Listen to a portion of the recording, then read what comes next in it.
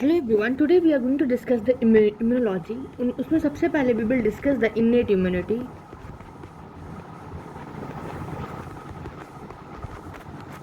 सबसे पहले होता है कि innate immunity होता क्या है. तो innate immunity, this means that the resistance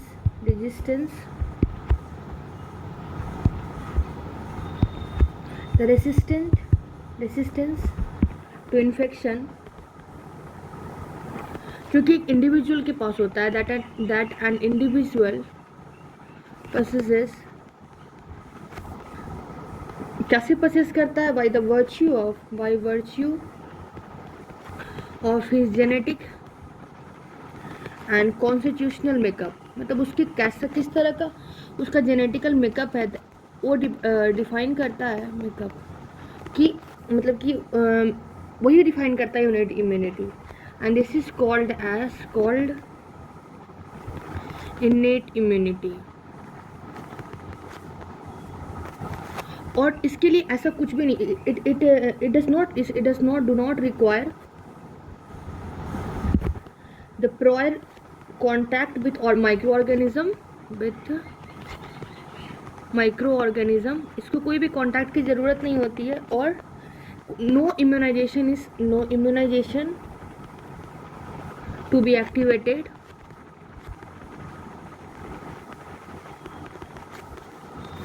and जो इस टाइप की जो इम्यूनिटी है होती है, this may be non specific. Okay, मतलब कि मे बी नॉन स्पेसिफिक हो सकती है, मतलब कि किसी मतलब हर एक infection. Non specific you can mean मतलब इन जनरलाइज वे में दैट एक्ट एज जनरलाइज वे में वो काम करता है. And one is the specific. It may be specific, it may be non specific. Specific में से पर्टिकुलर पैथोजन के लिए कंसर्न होता है. एंड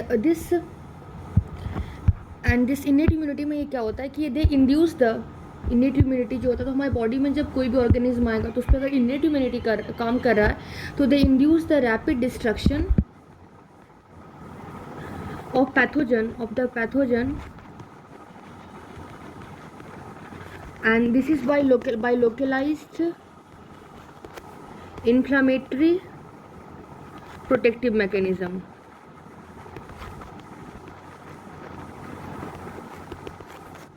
आफ्टर दिस जो इनेट इम्यूनिटी होता है वो डिफरेंट लेवल्स भी consider it. So innate immunity this is considered at the level of species, at the level of race, at the level of individuals. अब इसके बाद अगर स्पीसीज इम्यूनिटी की बात करें, species immunity means species immunity मतलब कि एक जो पैथोजन है, one pathogen. Okay, and what is the response to the host? It's host. ठीक है ना. और ये होस्ट में कितने आते हैं? जितने all member of host species. जैसे कि ह्यूमन जो होते हैं वो प्लांट पैथोजन के लिए ससेप्टेबल नहीं होते हैं. ठीक है ना. और बहुत सारे एनिमल पैथोजन के लिए वैसे रिंटरपेस्ट डिस्पेंटर ये सब के लिए ससेप्टेबल नहीं होते हैं. This says that species immunity के बाद आता है the second is the racial immunity. अब रेशियल इम्यूनिटी में मतलब क्या हो जाएगा कि within a species, it means that within a species जो डिफरेंट रेसेस होते हैं, सो रेसेस में show the difference in susceptibility to the infection. Example में जैसे Algerian sheep to anthrax. And like this, the genetic variation is seen in for the Plasmodium falciparum, malaria. And this is seen in some part of in some part of Africa and also in Mediterranean coast. After that, third was the individual immunity. It means that कि मतलब कि ये जो innate immunity मतलब different individual मतलब एक race में in a race मतलब different individual belonging to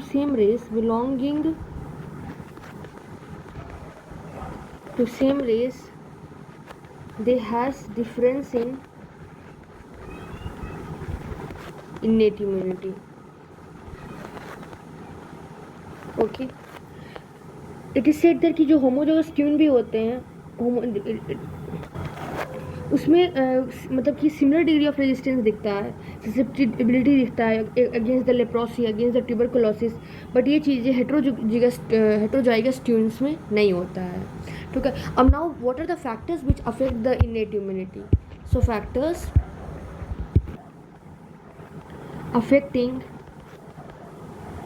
the innate immunity.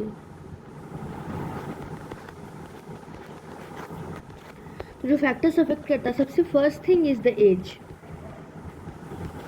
Okay, जैसे जो बच्चे होते हैं और जो बूढ़े होते हैं that are very susceptible to the infectious disease, मतलब और सबके relatively.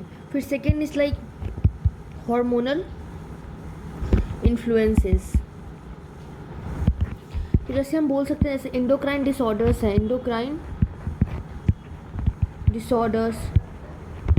Like example is like diabetes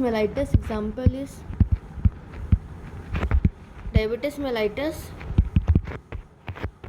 उसके बाद हाइपोथायरॉयडिज्म,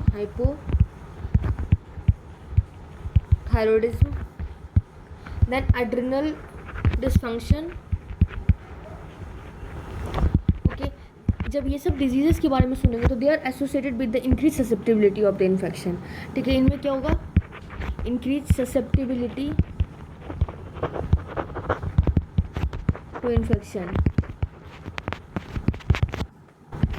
तो ये व्हाट इज दिस रिटन, जैसे अगर कोई पेशेंट डायबिटीज़ का है, ओके, तो इसमें इंक्रीज लेवल ऑफ कार्बोहाइड्रेट हो जाता है, that occur in the tissue.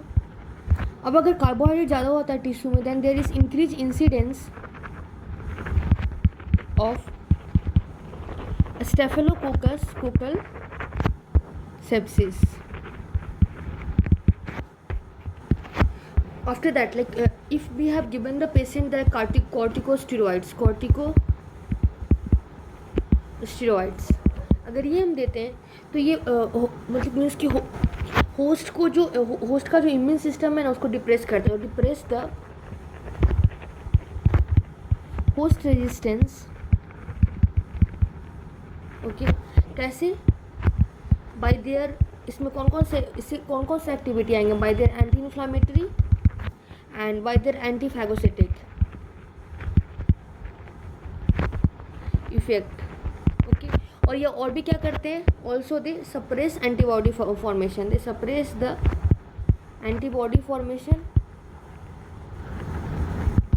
And also the hyper sensitivity.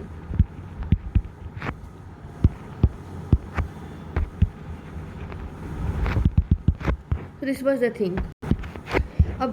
This was the age, hormonal influence. After that, nutrition.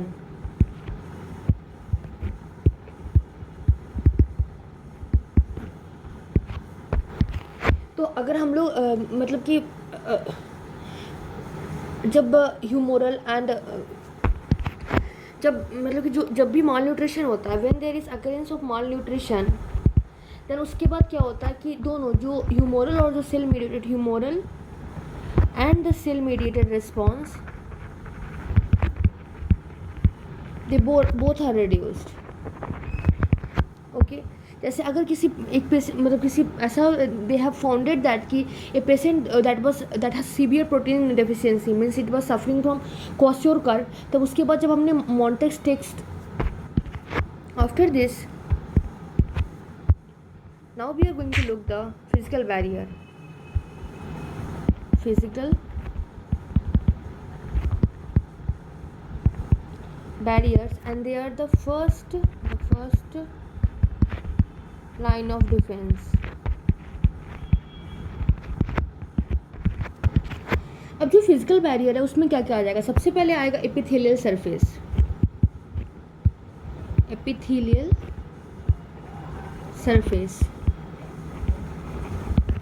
और एपिथेलियल सरफेस में क्या आता है? That there come the intact skin, और इसमें आता है म्यूकस मेम्ब्रेन। ओके, बेसिकली ये क्या, ये पूरा का पूरा बॉडी को कवर करता है, प्रोटेक्ट करता है, और ये protect against the invasion of micro organism.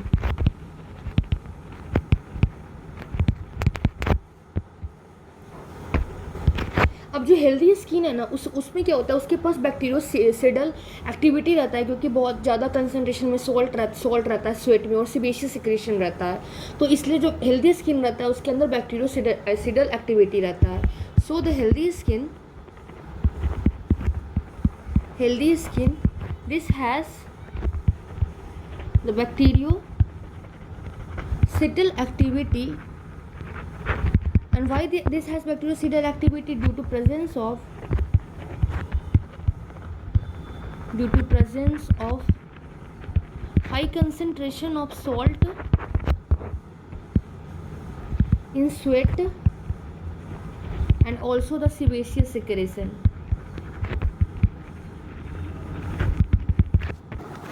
After this, इसके बाद हम देखते हैं कि जो बैक्टीरिया जो अगर कोई इंसान अपने हाथों को जैसे सोपी सॉल्यूशन में, ठीक है ना, बहुत लंबे समय तक ऐसे डुबो रखता है, ठीक है ना, तो उनके अंदर जल्दी जो होता है ना, पायरोजेनिक इन्फेक्शंस बहुत ज़्यादा होता है, क्योंकि जब हम लोग सोप लगाते हैं जो स्किन की सिक्रेशंस है वो कम जाता है। Okay, so this is the one thing कि मतलब सोप उतना भी फ्रिक्वेंटली यूज़ नहीं करना चाहिए, ठीक है ना। If considered then you use it, not always. अगर हमें मायने है कि हमें यूज़ करते रहना, then this lead to decrease in the myositic and pyrogenic infection, और जिससे बैक्टीरियोसिडल एक्टिविटी स्किन का बढ़ जाता है, मतलब कि ज़्यादा मतलब हमारे इन्फेक्शन होने के चांसेस रहता है। Now let's look some examples, that examples like that is the mucosa of respiratory tract, and this is the example of innate mechanism of defense. इसमें क्या होता है, जो भी हम लोग पार्टिकल इनहेल करते हैं वो नेजल म्यूकोसा के पास आता है। अब नेजल ऑरिफिस के पास आएगा तो जो म्यूकस लाइनिंग होगा एपिथेलियम को, वो ट्रैप कर लेगा नेजल ऑरिफिस के बाद। अब उसके बाद ये पार्टिकल को स्वेप बैप कर ले जाता है फेरिंग्स में, ठीक है ना। अब ऐसे ही फेरिंग्स में स्वेल अप होगा तो उसको हम लोग कफिंग के थ्रू, ठीक है ना, हम लोग मतलब body has tendency to cough out, ठीक है ना, कफ रिफ्लेक्स जनरेट होगा। तो कफ रिफ्लेक्स इज द, तो यहाँ पे हम लिख सकते हैं कि इनेट जो म्यूकोसा ऑफ रेस्पिरेटरी ट्रैक्ट है वो बेसिकली क्या कॉज करवाता है, it cause the cough reflex, and this is the important mechanism of respiratory tract. Okay, and cilia जो होते हैं, cilia on the respiratory epithelial tract, this propel the particle upwards. ये तो हमने देख लिया ये क्यों हो रहा है। It is occurring due to the mucus lining of epithelial जो रहता है वो ट्रैप कर लेता है इन पार्टिकल्स को एट द नाजल ऑरिफिस में, यानी ये चीज़ें होता है। After that the nasal and respiratory secretions जो होते हैं वो क्या कंटेन करते हैं, दे कंटेन म्यूकोपॉलीसेकेराइड्स। तो ये जो नेजल और रेस्पिरेटरी सिक्रेशन है ना, जो कि म्यूकोपॉलीसेकेराइड कंटेन करते हैं, इनका एक ये कि कैपेबल होते हैं of combining with influenza and certain type of virus and certain other viruses। ये एक हो गया। उसके बाद फिर जो हमारा जो फिर फिजिकल बैरियर में जो फर्स्ट लाइन ऑफ डिफेंस में क्या क्या हमने देख लिया, एक तो म्यूकस लाइनिंग ऑफ एपिथेलियल, ठीक है, सीलिया वाला, जो सीलिया जो प्रोपेल करता है but nasal and respiratory secretion. After that the phagocytic cell, phagocytic cell. तो जो फैगोसिटिक सेल्स होते हैं ना, वो क्या करते हैं, ट्रैप करते हैं पार्टिकल को, trap the particles that reach to pulmonary alveoli and ingest them। ठीक है, जो अगर कोई पल्मोनरी एल्वेओलाई तक कोई भी पार्टिकल चला गया तो फैगोसिटिक सेल उसको ट्रैप कर लेता है और उसको इंजेस्ट कर लेता है। आफ्टर दैट सलाइवा, ठीक है ना, इसका भी क्या होता है, बहुत सारे माइक्रो ऑर्गेनिज्म पे इनिबिटरी इफेक्ट होते हैं, inhibitory effect on many micro organism.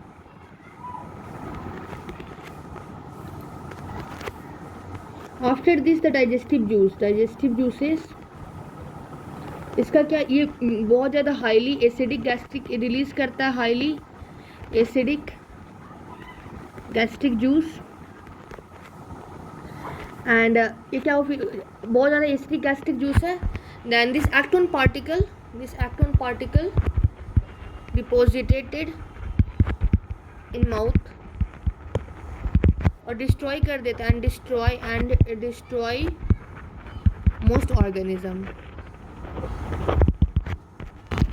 उसके बाद अगर हम आई की बात करेंगे तो आई से क्या रिलीज होता है, that is the lacrimal secretion.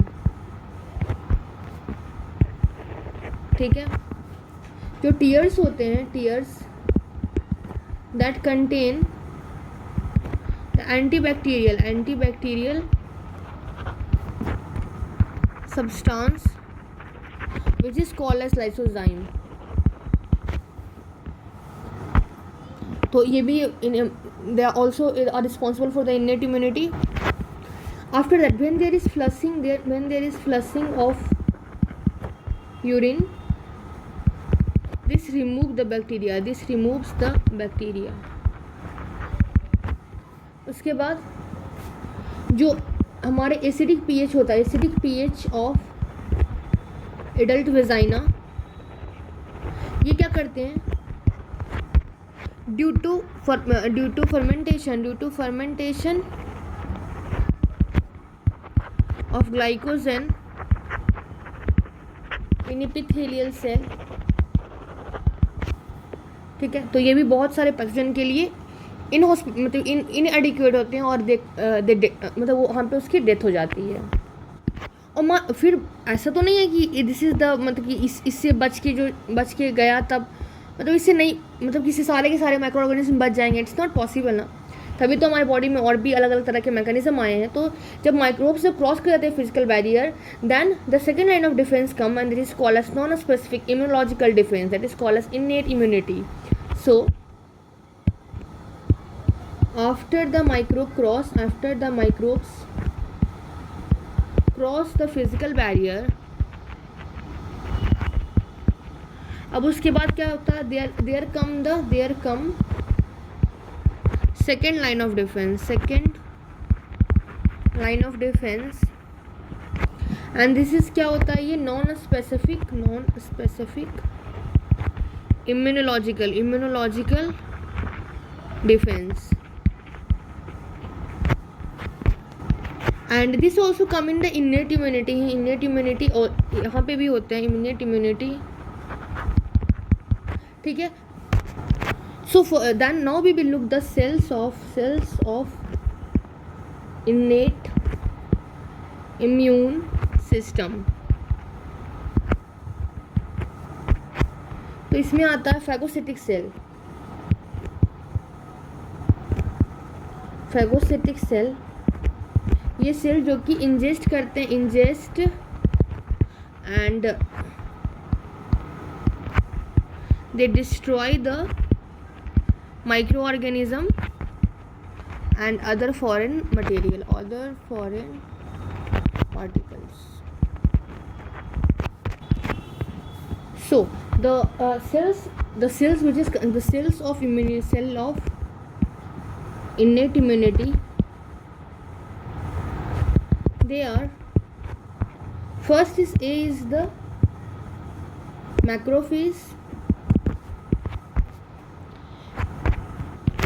अगर हम मैक्रोफेज की बात करें तो this include monocyte, after that histiocyte, after that fixed reticulo endothelial cell. तो इसमें क्या क्या आ गया, मोनोसाइट आ गया, हिस्टियोसाइट्स आ गया and fixed reticulo endothelial cell. और इसका जो फंक्शंस होते हैं, ठीक है ना, they detect,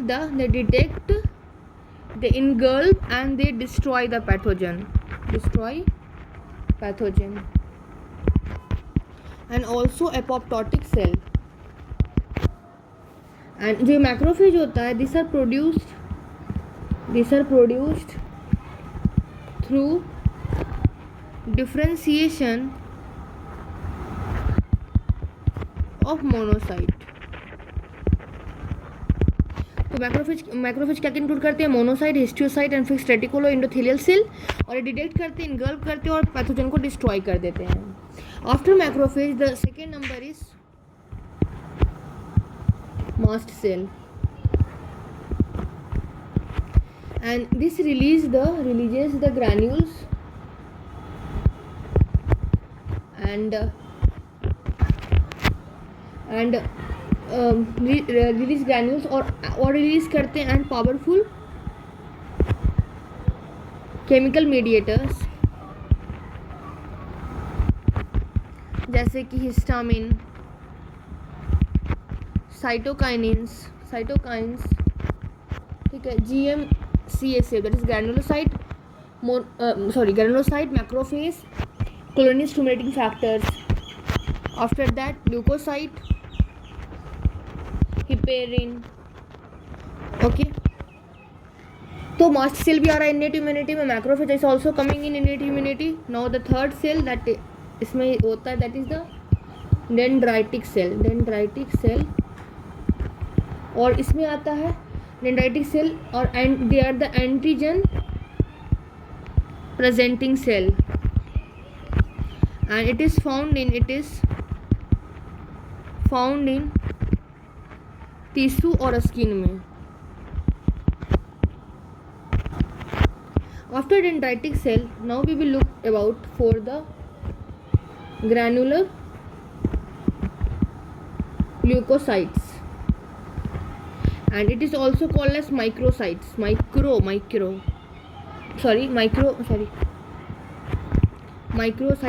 सही तो लिखी थी, माइक्रोफेजेस। ओके, और जो ग्रैनुलर ल्यूकोसाइट माइक्रोफेजेस में कौन कौन से आते हैं, न्यूट्रोफिल, उसके बाद पॉलीमॉर्फोन्यूक्लियर ल्यूकोसाइट, और ये सब जो होते हैं, जो जितने भी अनवांटेड डेब्रिस होते हैं उसको रिमूव करने में सब हेल्प करते हैं, ठीक है ना। After that fifth number is malt mucoid associated lymphatic cell and they are abundant in gut and the gut, oral and rectal mucosa। हमें सबको पता है कि 50% माल्ट जो हम पढ़ते थे NCERTs में दिया रहता था, तो abundant in gut, oral and rectal mucosa। और भी कौन से इनेट इम्यूनिटी में आएंगे, there will be other cells will be other is phagocytic cell. जो फैगोसिटिक सेल होते हैं वो बेसिकली क्या करते हैं, मीडिएट करते हैं, this mediate natural defence against the invasion of blood और टिश्यूज में, ठीक है। और जो फैगोसिटी मतलब कि बेसिकली क्या, जो रेटिकुलो एंडोथेलियल सेल की अगर हम लोग बात करते हैं तो उसमें क्या होता है, बेसिकली वो रिमूव करते हैं फॉरेन पार्टिकल का। दूसरे जो फैगोसिटिक सेल होते हैं वो रीच करते हैं at the site of inflammation बहुत ज़्यादा नंबर में, और अट्रैक्ट करते हैं, मतलब सॉरी गेट अट्रैक्टेड हो जाते हैं कीमोटैक्टिक सब्सटेंस से और इंजेस्ट करते हैं जो भी बाहर के मटेरियल्स होते हैं। तो phagocytic sales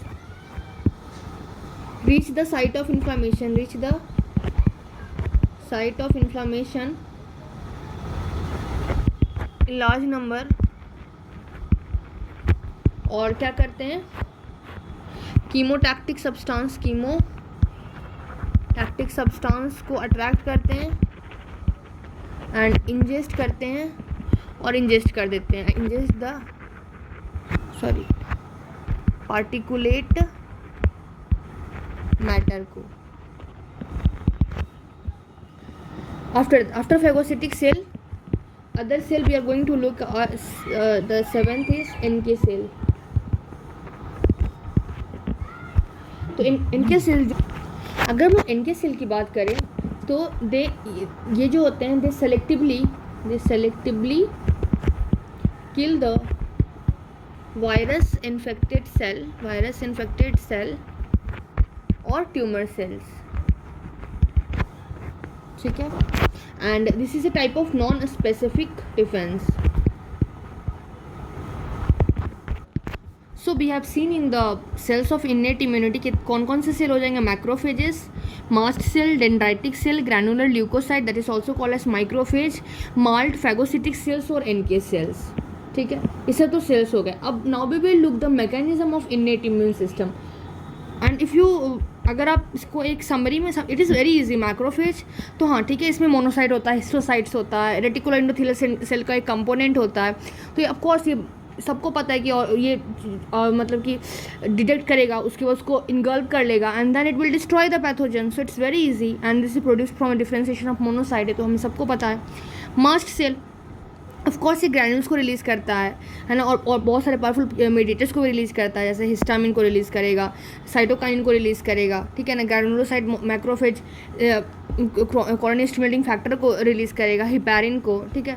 this is also easy. Dendritic cell में फिर इसमें ईजी, ये एंटीजन प्रेजेंटिंग सेल है, okay. It is found in dendritic stem cell, sorry dendritic cell, they are the antigen presenting cell and they are found in tissue, skin. उसके बाद फिर हम देखते हैं तो granular leukocyte that is called microphages, and इसमें macrophage अलग था, ये माइक्रोफेज है। तो इसमें छोटे वाले न्यूट्रोफिल, PMNL, ठीक है ना। उसके बाद फिर माल्ट हमें पता ही है गट में होता है 50%, और गट में ऐसे 50% कंपोनेंट थे ना, ओरल लिटल में म्यूकोसा में होता है। देन फैगोसिटिक सेल, तो ये तो मतलब फैगोसाइट मतलब क्या है कि ये फैगोसाइट साइटोसिस करेगा, तो this it is easy. Then इनके सेल, ये हम 11 में पढ़ें कि this is non specific defence, ये ट्यूमर सेल को किल करता है, वायरस इन्फेक्टेड सेल को सेलेक्टिवली किल करता है। So this was this. Now we will look the mechanism of innate immune system। तो मैकेनिज्म क्या है, तो फर्स्टली भी हम देखेंगे कि जो सबसे पहले कि जो इनेट इम्यून सिस्टम है, ये it is able to identify the pathogen, and this is based on एक तो PAMS पे, and it means the pathogen associated molecular patterns, and this is found on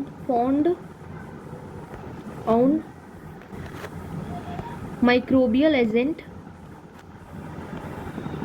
okay, and this is called as PRR. It means that pattern recognition receptor,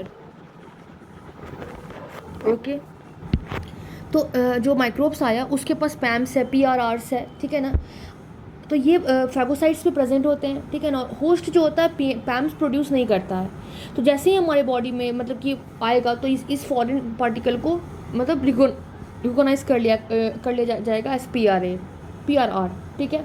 उसके बाद हम लोग इसको ingest कर लेंगे, पैथोजन को इंजेस्ट कर लिया जाएगा, एंड द इंजेस्ट करने के बाद फैगोसाइट करके उसको that will be broken down by complement mediated lysis. ठीक है, this was the thing. Now हम लोग लिख भी सकते हैं कि host do not produce PAMP. तो जो पार्टिकल जो जिसके पास पैम्प होगा, इट इज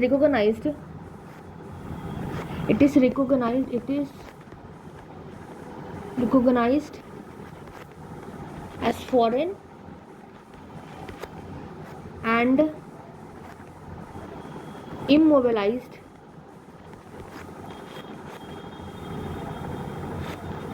by PRR। अब जैसे ही PRR इसको रिकॉग्नाइज करेगा तो फिर क्या होगा, then they are ingested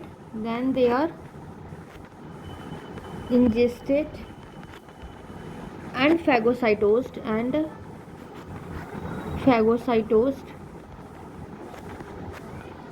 or broken down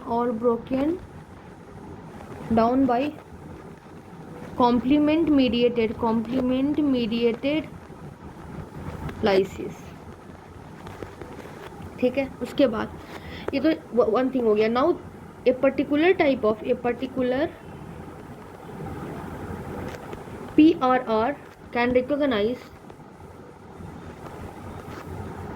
a PAMP, और ये जो पैम्प को रिकॉग्नाइज करता है ये मतलब अलग अलग पैथोजेंस पे भी प्रेजेंट रह सकता है। ओके, मतलब ऐसा नहीं कि सिंगल, मतलब कि एक ही क्वालिटी के पैम्प्स, मतलब बहुत तरह के पैम्प्स को एक पर्टिकुलर तरह के PRR रिकॉग्नाइज कर लेता है। और now I am telling you कि जो PRR है, ठीक है ना, उसके जो टाइप्स होते हैं और of different type and they are like example toll like receptor, scavenger receptor, Mannose receptor, nod like receptor, opsonins। Okay, so we will discuss everyone. Firstly we will write the name, like examples are toll like receptor, after that scavenger receptor, after that Mannose receptor, after that nod like receptor, after that opsonins। Firstly हम लोग देखते हैं toll like receptor. ठीक है, अगर हम लोग इसकी बात करते हैं तो this are transmembrane type of receptor, and they are present on macrophages और किसमें, डेंड्राइटिक सेल।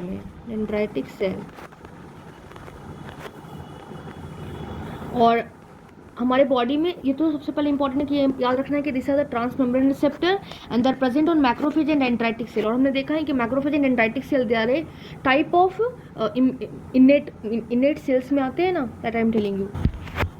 आफ्टर दैट उसके बाद there are 13 different toll like receptor are there that recognise the pathogens. और उसके बाद जब रिकॉग्नाइज कर लेता है then that enhance the phagocytosis and that lead to inflammation। This was the toll like receptor. After this there is scavenger receptor, or this include CD36, CD68 and SRB1। और ये क्या होते हैं, this binds to bacterial cell wall, और bacterial cell wall की किस component पे bind करते हैं, तो they bind to bacterial cell wall components, and example is like lipopolysaccharide, peptidoglycans. ठीक है, और लाइक इंजर्ड और या फिर एपोप्टोटिक सेल। ठीक है, this are the scavenger receptor that include CD36, CD68 and SRB1। After that scavenger receptor और भी रिसेप्टर्स आते हैं लाइक Mannose रिसेप्टर। अगर इसके बाद अगर हम मैनोज रिसेप्टर की बात करेंगे तो ये रिसेप्टर जो होता है they are present on surface of phagocytes,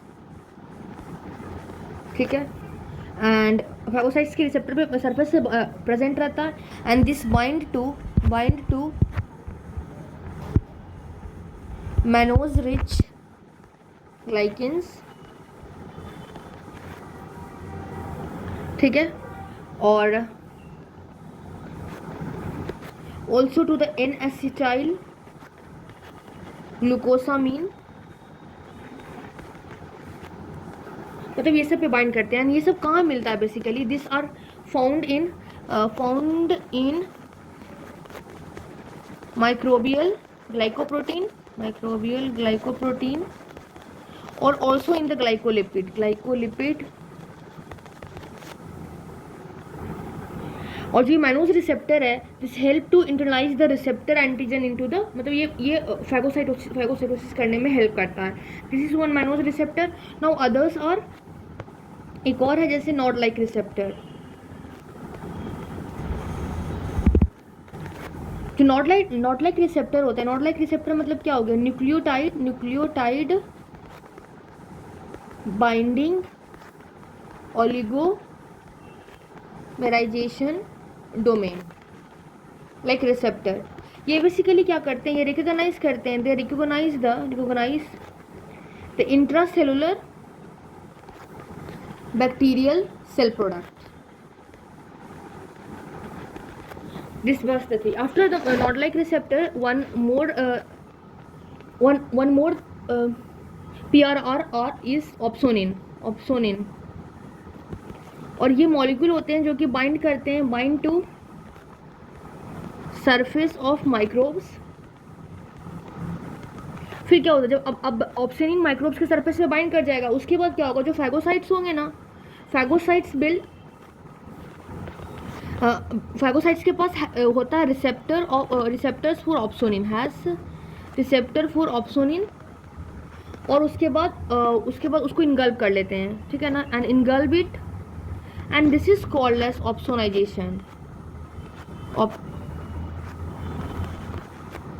opsonization.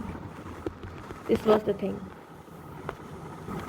अब जो ऑप्सोनिन की हम बात करेंगे तो ऑप्सोनिन वेरी इंपॉर्टेंट है। लाइक एग्जाम्पल, जैसे कि ऑप्सोनिन क्यों इंपॉर्टेंट होता है? जैसे हम देखते हैं कैप्सुलेटेड बैक्टीरिया, ऐसे कैप्सुलेटेड बैक्टीरिया जैसे होते हैं, लाइक एग्जाम्पल निमोनिया, ठीक है ना, ये रेडिली मतलब इजीली फैगोसाइटोसिस नहीं हो पाता है, फैगोसाइटोसिस नॉट इजीली।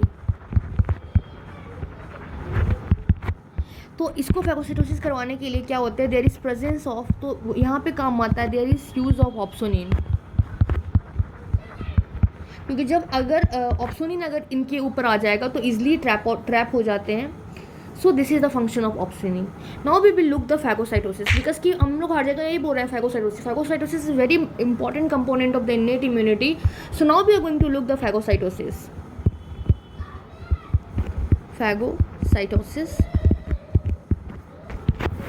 तो अगर हम लोग फैगोसाइटोसिस की बात करते हैं तो जो बैक्टीरिया होते हैं, bacteria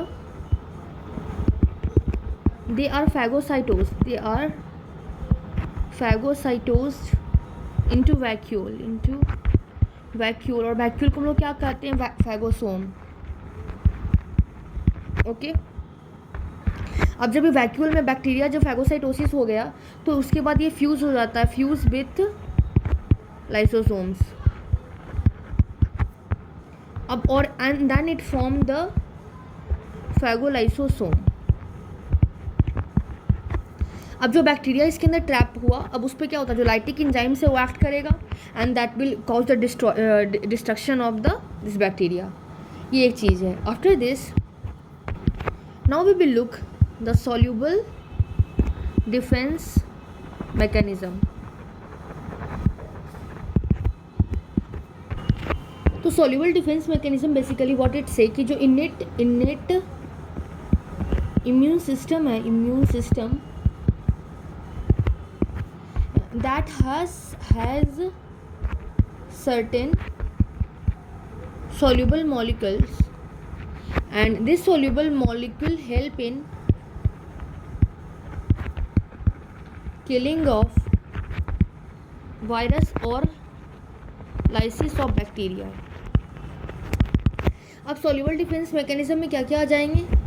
Like firstly we will see type 1 interferons. ठीक है, तो इसमें क्या हो जाएंगे? Interferon alpha, interferon beta. ठीक है, जैसे जैसे ही हमारे बॉडी में पैम्प को रिकॉग्नाइज किया जाएगा, ठीक है ना, वायरल सेल पे, तो तुरंत इंटरफेरॉन अल्फा, इंटरफेरॉन बीटा, ठीक है ना, वो तुरंत उस रिस्पॉन्स से रिलीज हो जाएंगे। So interferon alpha, interferon beta, they are rapidly produced in response to reduction of PAMP on viral cell. एक ये हो गया। उसके बाद एक होता है सोल्यूबल डिफेंस मैकेनिज्म के अंदर ही, बेसिकली सोल्यूबल डिफेंस मैकेनिज्म मतलब क्या, मतलब कि नेट इम्यून सिस्टम के पास कुछ सोल्यूबल मॉलिक्यूल्स है जो कि हेल्प करते हैं, मतलब कि वायरस को मारने के लिए और बैक्टीरिया को लाइसिस करने के लिए, ठीक है ना। उन्हीं में एक टाइप 1 इंटरफेरॉन्स आता है और एक आता है डिफेंसिन, ठीक है ना। तो हमने वायरल के लिए स्पेसिफाई कर दिया ना कि टाइप 1 इंटरफेरॉन्स, तो डिफेंसिन किसके लिए हो जाएगा? ऑफ कोर्स बैक्टीरिया के लिए। तो डिफेंसिन ये क्या है? They are the cysteine rich peptides and they are secreted by neutrophil, epithelial cell, then macrophage. और ये क्या करते हैं? ये प्रोड्यूस एंड दिस